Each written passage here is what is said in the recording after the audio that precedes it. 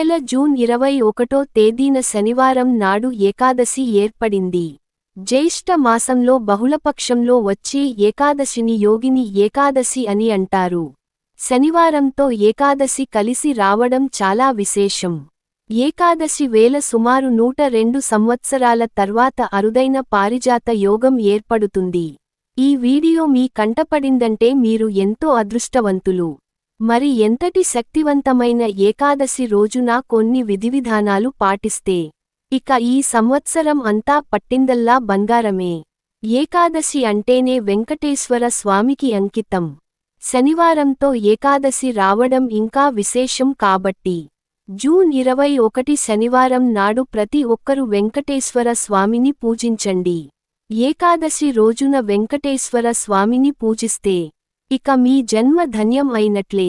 శ్రీనివాసుడు త్వరగా ప్రసన్నమై మీ కష్టాలన్నీ వెంటనే గట్టెక్కించి కోరిన కోరికలు తక్షణమే నెరవేరుస్తాడు.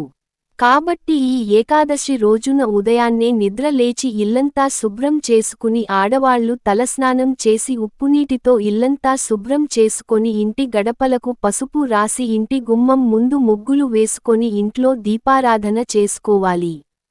ఈ రోజున చేసే పూజలకు కోటి జన్మల పుణ్యఫలితం లభిస్తుంది. ఏకాదశి రోజున పసుపు రంగు వస్త్రాలు ధరిస్తే మీ జాతకంలో విపరీతమైన అదృష్టం కలిసి వస్తుంది. ఇంట్లో పూజ ప్రారంభించే ముందు పూజ గదిలో ఒక చిన్న ముగ్గు వేసి వెంకటేశ్వర స్వామి పటానికి గంధం బొట్లు పెట్టి స్వామి వారిని పూలతో అలంకరించి ఇంట్లో పూజ చేసుకోవాలి. విశేషంగా ఏకాదశి రోజున పసుపు రంగు పుష్పాలతో దేవుడిని పూజిస్తే మీ పూజకు రెట్టింపు పుణ్య ఫలితం లభిస్తుంది. విష్ణుమూర్తికి అత్యంత ప్రీతికరమైన వాటిలో తులసి దళాలు ఒకటి కాబట్టి ఈ శక్తివంతమైన ఏకాదశి నాడు వెంకటేశ్వర స్వామికి తులసిమాలను సమర్పిస్తే శ్రీనివాసులు ఎంతో సంతోషించి కోరిన కోరికలను వెంటనే నెరవేరుస్తాడు. అలాగే పూజ గదిలో కూడా కొన్ని తులసి దళాలు పెట్టుకోండి. శనివారంతో కలిసి వచ్చిన ఏకాదశి నాడు పిండి దీపం వెలిగిస్తే చాలా మంచిది. అత్యంత శక్తివంతమైన దీపాలలో పిండి దీపం ఒకటి. వెంకటేశ్వర స్వామికి ఇష్టమైన దీపాలలో పిండి దీపం ఒకటి కాబట్టి ఈ ఏకాదశి రోజున బియ్యం పిండితో ఒక చిన్న పిండి దీపాన్ని తయారుచేసి పిండి ప్రమిదకు కుంకుమ బొట్లు పెట్టి నువ్వుల నూనెతో కానీ ఆవు నెయ్యితో కానీ దీపారాధన చేసుకోండి. ఇక పూజలో నైవేద్యంగా ఒక చిన్న బెల్లం ముక్కను నివేదించండి. ఇంట్లో పూజ చేసేటప్పుడు ఒక శక్తివంతమైన మంత్రాన్ని చదవండి. ఆ మంత్రం ఏమిటంటే ఓం నమో భగవతే వాసుదేవాయ. ఈ మంత్రాన్ని 21 సార్లు చదవండి. విష్ణుమూర్తి అనుగ్రహం తక్షణమే లభిస్తుంది. చివరగా స్వామివారికి హారతి సమర్పించి 5 ప్రదక్షిణాలు చేసి స్వామివారికి నమస్కారం చేసుకోండి. విశేషంగా ఏకాదశి నాడు ఒక తమలపాకు పైన ఓం విష్ణువే నమః అని గంధంతో రాసి మీ పూజ గదిలో పెట్టుకోండి. తద్వారా మీ ఇంటి ఆదాయం విపరీతంగా పెరిగిపోతుంది.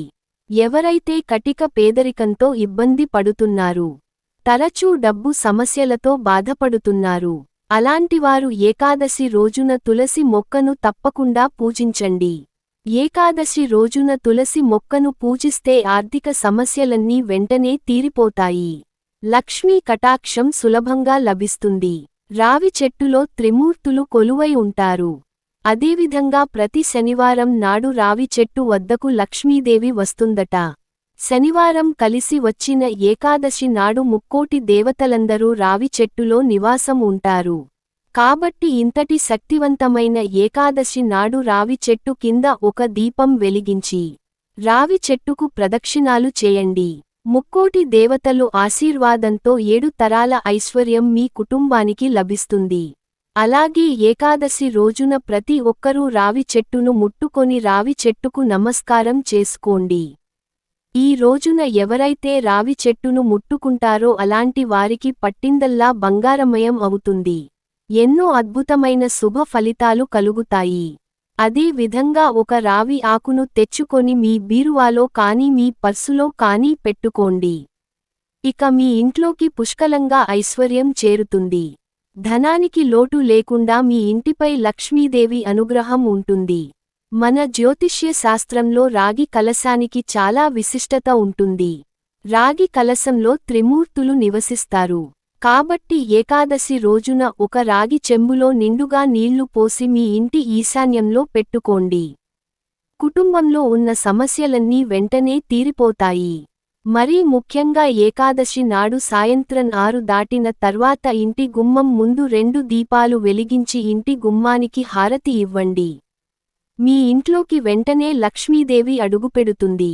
ఇక మీ ఇంట్లో లక్ష్మీదేవి తాండవిస్తుంది. అదేవిధంగా ఈ ఏకాదశి రోజున మీ ఇంటి ప్రధాన తలుపులు పైన పసుపుతో స్వస్తి గుర్తును వేయండి. మీ ఇంటికొన్న అష్టదరిద్రాలు తొలగిపోయి మీ ఇంటికి అష్టైశ్వర్యాలు ప్రాప్తిస్తాయి. ఎవరైతే నరదృష్టి సమస్యలతో ఇబ్బంది పడుతున్నారో అలాగే అనారోగ్య సమస్యలతో బాధపడుతున్నారు అలాంటివారు ఏకాదశి రోజున నీటిలో 2 లవంగాలను వేసుకొని తలస్నానం చేయండి.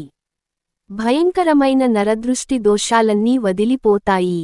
అలాగే ఈ శక్తివంతమైన ఏకాదశి నాడు ఏదైనా వెంకటేశ్వర స్వామి దేవాలయానికి వెళ్లి స్వామివారికి తులసిమాలను సమర్పించండి. మరీ ముఖ్యంగా ఏకాదశి రోజున ఏదైనా విష్ణు దేవాలయంలో ధ్వజస్తంభం దగ్గర నెయ్యి దీపం వెలిగిస్తే ఆర్థిక సమస్యలన్నీ వెంటనే తొలగిపోయి మీ ఇంటికి అఖండ రాజయోగం సిద్ధిస్తుంది. అంతటి మహిమ ఏకాదశి ఉంటుంది. ఇక వివాహమైన ఆడవారు ఏకాదశి రోజున ఉపవాసం ఉంటే చాలా మంచిది. ఈ రోజున ఉపవాసం ఉంటే మీ కుటుంబం మొత్తం సుఖసంతోషాలతో జీవిస్తారు. ఏకాదశి రోజున తెల్లవారుజామునే నిద్రలేవాలి.